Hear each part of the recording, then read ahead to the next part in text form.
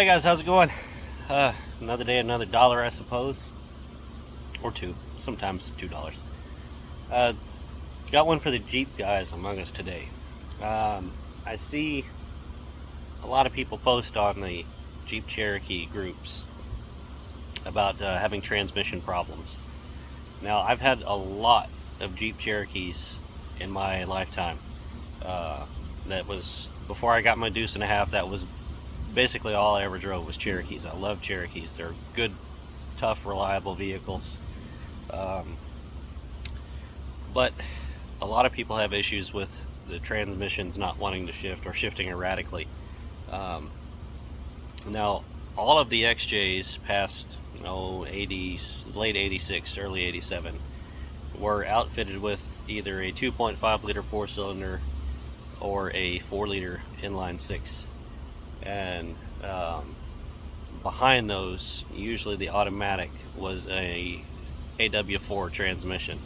It's the same transmission as the AW30 that they used to have in Toyota Supras and shit. And they're a really tough transmission. They're hard to kill.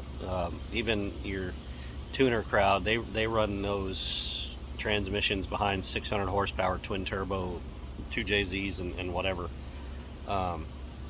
And they hold up just fine. Now, the guts are really tough. Basically, the only way you can kill that transmission is to run it out of fluid, one, and they do have a habit of leaking where the cooler lines connect to the cooler up front, the rubber lines. They like to rot, and the connectors, the quick connectors, like to start to leak. So keep an eye out for that. Just basically make sure you keep fluid in the transmission. Now, I've seen them run just fine for hundreds of thousands of miles. I had a 87. It had almost 300,000 miles on it when I sold it like 12 years ago, and it's still running with the original transmission in it. So if you keep fluid in them and the seals inside between the pistons and all don't go bad from age, which is one of the things that does happen to them, then they will live almost indefinitely. It is, of course, good to do a service, fluid and filter, whatever. But the main issues with them when it comes to shifting failures is the throttle position sensor. And that doesn't matter what year it is, whether it's an 87 all the way up to an 01. If you have a problem where your transmission is starting to shift erratically, not wanting to hit like set certain gears, or it's just sluggish to shift and stuff like that, change your throttle position sensor. I used to carry a spare in the glove box with me all the time, along with an extra 1/4-inch ratchet and a little T30 or 35 Torx, maybe 25, 27. Been a little while, but a ratchet and a Torx bit just to change that. Now, it's not something that's going to go out every month or something. They're not that bad, but it is a pretty common problem. Now, your 87 to 91, those are the Renix fuel injection system years and powertrain control years, I guess you'd say. They have a transmission control module on the inside of the bottom dash panel on the passenger side.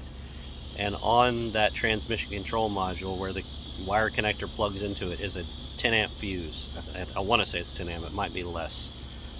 Sometimes they like to pop that fuse. The wiring on those old Jeeps is not the best. If you actually do a little bit of digging into your wiring harness on those older Jeeps, you'll find that it was AMC at that time building them. Instead of using the proper insulators at connection points and junctions in the wiring, they use duct tape. Literally, they just use duct tape on the connections. So you find a lot of that duct tape that just turns to like a powder and falls apart, and then you end up with shorts and you pop fuses, and you can end up with electrical fires. But other than that, the throttle position sensor or that fuse on the transmission control module, they're pretty much bulletproof. If that doesn't fix it, then you're looking at getting an overhaul, because it's, the seals have gotten hard and are leaking by and not providing the proper pressure to run the valve body and shift like it should, or you've run out of fluid or overheated it and burnt something up. And that's hard to do. I've never actually burnt one up, and I used to wheel in mud and all that stuff, and I was pretty hard on them. But I never burned up a transmission or broke one, even with all the rocking them back and forth in mud holes and stuff with 35-inch tires and Dana 44s, and I was never able to kill one. Not that you can't, but I haven't. So there, it's really pretty much that simple. The solenoids do not have a habit of going out on them. They shift solenoids. The only other thing you might want to look into is the neutral safety switch on them.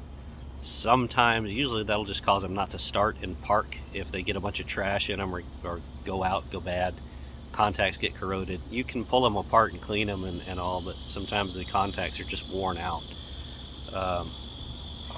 I've heard people say that they'll cause shifting issues, but I've never seen them do that. It usually just causes a no start and park. And in that case, you can hold your ignition on start and then just move the shifter a little bit and it'll crank. But yeah, that's usually not a shifting issue in my experience.